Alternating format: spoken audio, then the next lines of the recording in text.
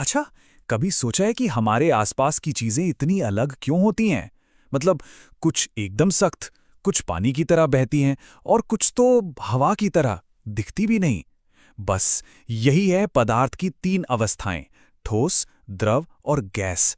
आइए आज इसी के पीछे का मजेदार साइंस समझते हैं।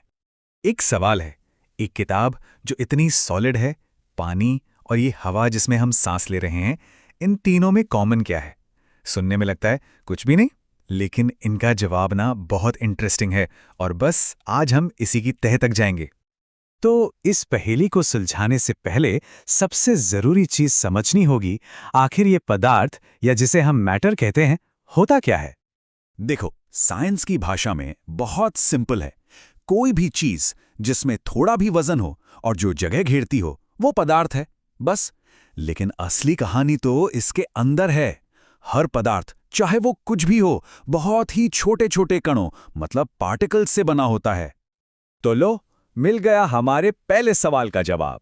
किताब, पानी और हवा, ये तीनों की तीनों चीजें पदार्थ हैं। क्यों? भाई क्योंकि तीनों में वजन भी है और तीनों जगह भी घेरती हैं। सिंपल। अब जब ये छोटे छोटे पार्टिकल्स एक खास पैटर्न में एकदम डिसिप्लिन के साथ अरेंज हो जाते हैं ना, तब बनती है पदार्थ की पहली स्टेट, ठोस यानी सॉलिड। नाम से ही पता चल रहा है ये चीजें मजबूत और एकदम फिक्स्ड होती हैं। किसी भी सॉलिड को पहचानना बहुत आसान है।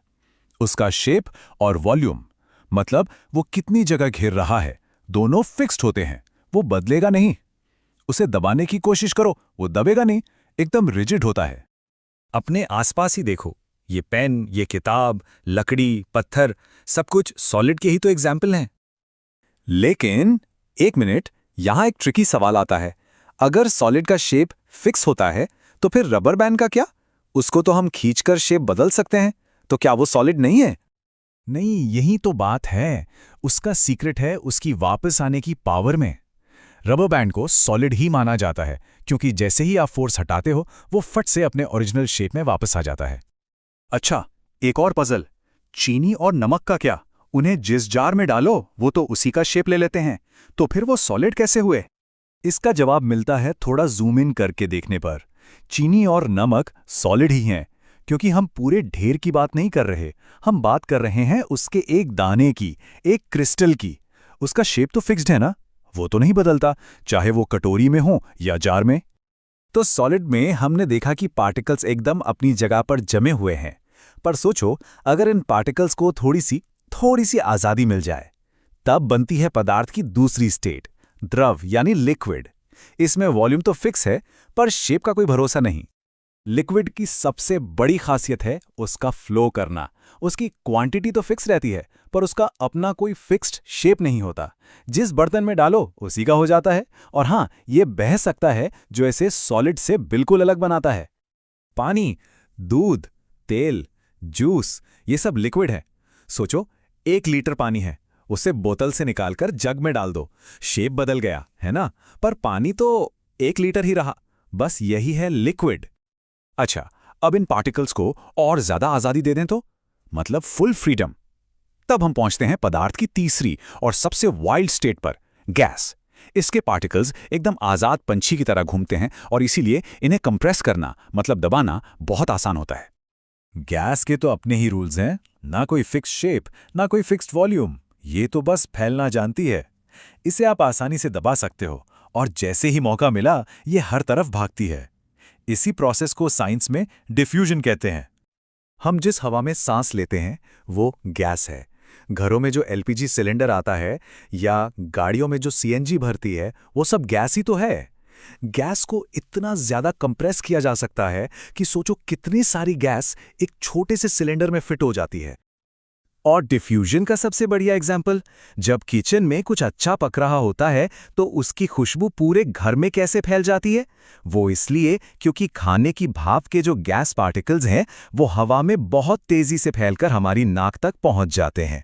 तो ठीक है, हमने सॉलिड, लिक्विड और गैस के प्रॉपर्टीज तो देख लिए, पर सबसे बड़ा सवाल, ये सब इतने अलग क्यों हैं? आखिर इनमें ऐसा क्या फर्क है? इसका सारा का सारा सीक्रेट छिपा है इनके पार्टिकल्स के अरेंजमेंट में। जरा इस कंपैरिजन को देखो, ये दिखा रहा है कि किसे कितना दबाया जा सकता है। मतलब कौन कितना कंप्रेसिबल है। देखो, सॉलिड का बार तो बिल्कुल नीचे है, उसे दबाना नेक्स्ट टू इम्पॉसिबल है। लिक्विड का थोड़ा सा ऊपर है। और गैस गैस का बार तो देखो आसमान छू रहा है, मतलब उसे बहुत बहुत ज्यादा दबाया जा सकता है। तो सवाल उठता है, ऐसा क्यों? जवाब है पार्टिकल्स के बीच की स्पेसिंग। देखो, सॉलिड में पार्टिकल्स एक दूसरे से एकदम चिपके हुए हैं, एक डिसिप्लिन्ड आर्मी की तरह। लिक्विड में वो पास तो हैं, पर एक दूसरे पर स्लाइड कर सकते हैं, जैसे किसी भीड़ में लोग। और गैस में, अरे गैस में तो पार्टिकल्स पूरी तरह आजाद हैं, बस इधर उधर हर तरफ भाग रहे हैं। तो फटाफट एक क्विक रिकैप करते हैं। मैटर यानी पदार्थ वो हर चीज है जिसमें वजन है और जो जगह लेती है। इसकी 3 मेन स्टेट्स हैं, सॉलिड, लिक्विड और गैस। और इनके सारे गुण, मतलब शेप, वॉल्यूम, कंप्रेसिबिलिटी, सब कुछ बस एक ही चीज पे डिपेंड करता है, इनके पार्टिकल्स के बीच में कितनी जगह है। बस इतनी सी बात है। तो ये तो हो गई मैटर की 3 जानी पहचानी स्टेट्स। पर क्या कहानी यहीं खत्म हो जाती है? कैसा हो सकता है कि कोई चौथी या 5वीं स्टेट भी हो? साइंस में डिस्कवरीज कभी खत्म नहीं होती, इस पर सोचिएगा जरूर।